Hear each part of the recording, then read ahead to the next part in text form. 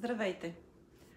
Знаете ли, че изследователите са направили един експеримент с жаба, при която постепенно слагали гореща вода върху нея и така всеки път тя не реагирала. Мислила си, че все по-добре за нея. Но когато веднъж решили да сменят експеримента и я заляли изведнъж с гореща вода, тя подскочила и потърсила по-добро място, на което да се спаси. Всъщност, инстинктът ни за самосъхранение е този, който ни помага да оцеляваме в екстремни ситуации. А страхът е този, който ни кара да не напускаме зоната си на комфорт и колкото е възможно по-дълго време да оставаме, да пазим статуквото, за да можем, тайно надявайки се, да оцелеем и да продължим по пътя, по който в този момент сме били. Всъщност промяната не е никак предпочитано явление в живота на човек. Човек обича да му е комфортно, да му е добре, да му е топло, да е нахранен и, ако е възможно, максимално да увеличава зоната си на комфорт. Така ли обаче стои въпроса, когато си избрал кариера на предприемач, а когато си жена, нещата стават още по-интересни. Какво имам предвид? Една статистика, която прочетох, сочеше, че не само в България, но и в световен мащаб почти 3 пъти са по-малко жените, които решават да стартират собствен бизнес или изобщо да се занимават с предприемачество. Ако дори решат да се занимават с предприемачество или да стартират собствен бизнес, то почти винаги го правят в партньорство, съдружие. Дали това ще е с мъж, с приятелка, съпруг, баща или семейен бизнес, но в повечето случаи, почти половината от случаите, дамите предпочитат да имат партньор. А когато в онази малка част от жените предприемачи все пак се зароди идеята те да са водещите, тогава настъпват много интересни ситуации. Около 10-12% от дамите, които стартират собствен бизнес и имат партньор, предпочитат те да се изявяват, те да са в лидерската си роля, те да поемат отговорност. А останалата част, за съжаление, или може би това е нормално, това ще изследваме по-нататък, предпочита да върши така наречената черна работа, която също е много важна, защото точно черната работа е тази, която прави един бизнес успешен. Това е постоянството, това е работата с клиенти, това е маркетинга, това са подготовката на всички проекти, но тези дами по правило предпочитат да останат в сянката на другият партньор, ако това е споделен бизнес, или дори когато е собствен бизнес, те изтласкват на преден план изпълнителен директор, някой друг, в повечето случаи мъж. Задавали ли сте се въпроса каква е причината за това? В България, може би, тъй като познаваме все пак пазара в България, може би това е стереотип, може би това е липса на самочувствие, може би това е статукво, което е непроменено, или пък може би различни приоритети.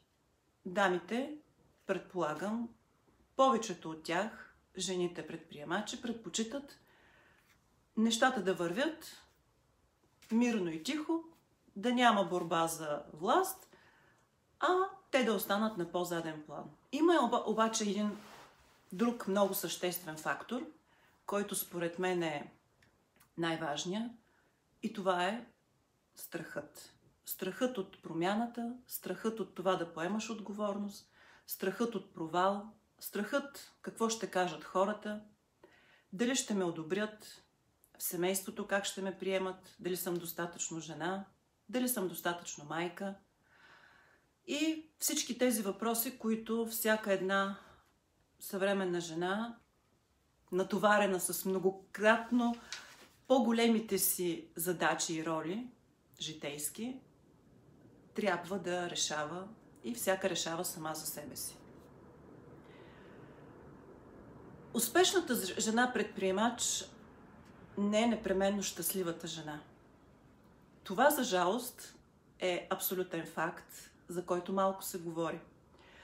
Какви са начините, по които успешната жена предприемач става успешна личност?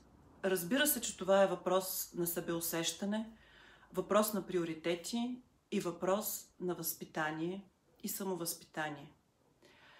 Но в този път на предизвикателства, изследвайки този проблем, всъщност аз самата многогодишно изследване и върху себе си, и върху дами, приятелки, бизнес партньори и така нататък, сме си говорили по тези въпроси, дискутирали сме ги. Няма еднозначен отговор. Как да съчетаваш многобройните си житейски роли като съпруга, като жена, като майка, като бъдеща съпруга и като успешна личност.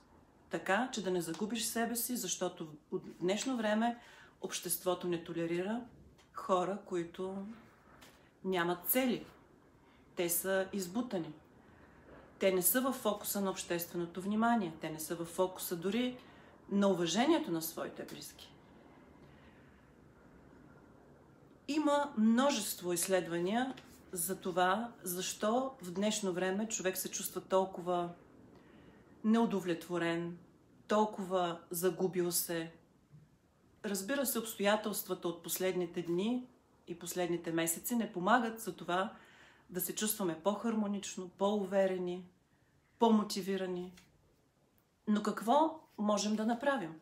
Разбира се, че има много пътища, по които човек може да се справи с това. Може да отпусне ръце и да каже: аз бях до тук, ако е стартирал, ако вече е развил продукт или е стигнал до някакъв етап, а може и да каже: всъщност китайският иероглиф за криза и възможност го взимам на въоръжение и решавам, че в днешния ден ми трябва възможност. Такава възможност е менторската програма на Business Lady Club. В нея 10 дами, между които имам честта да съм и аз, се събрахме и стартирахме проектът Менторска програма на Business Lady. С ясната цел, че няма да откриваме топлата вода. С ясната цел, че пътят не е лесен и че няма еднозначни отговори и няма рецепти. Но има опит, има хора, които са минали в своя професионален и житейски път пред предизвикателствата на това да се бориш, да бъдеш успешна, да бъдеш позната, да бъдеш уважавана, да бъдеш лидер.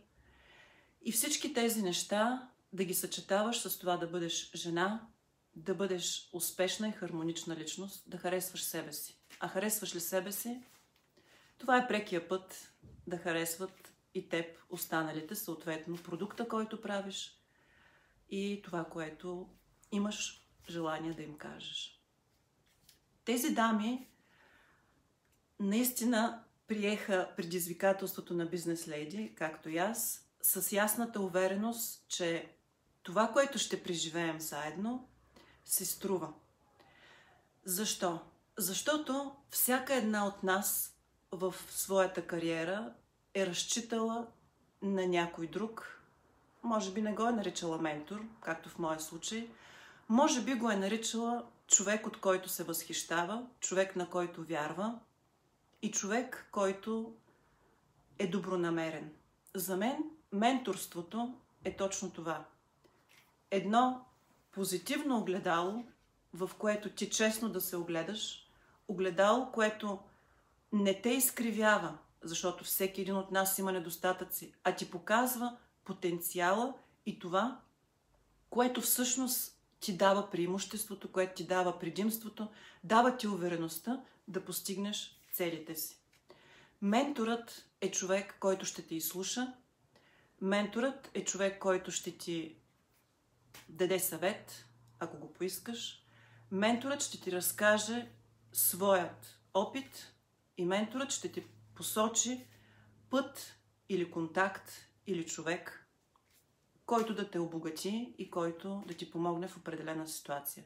Менторът не е магьосник, но менторът е изключително важен точно в моментите, в които имаш желание да продължиш, имаш желание да стартираш или имаш желание просто да се огледаш къде си.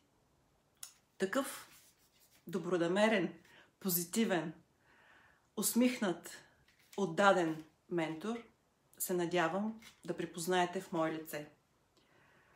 Програмата, както вече някои от вас, които са имали възможност да проследят видеята на нашите предшестващи ментори, ще стартира през януари месец, а записването за програмата има краен срок 10 декември. Ако с нещо ви е заинтригувал това видео, ако съм успяла да предизвикам във вас интерес, любопитство, отворете страницата на Business Lady, менторска програма. Там всички наши визитки и наши послания са публикувани.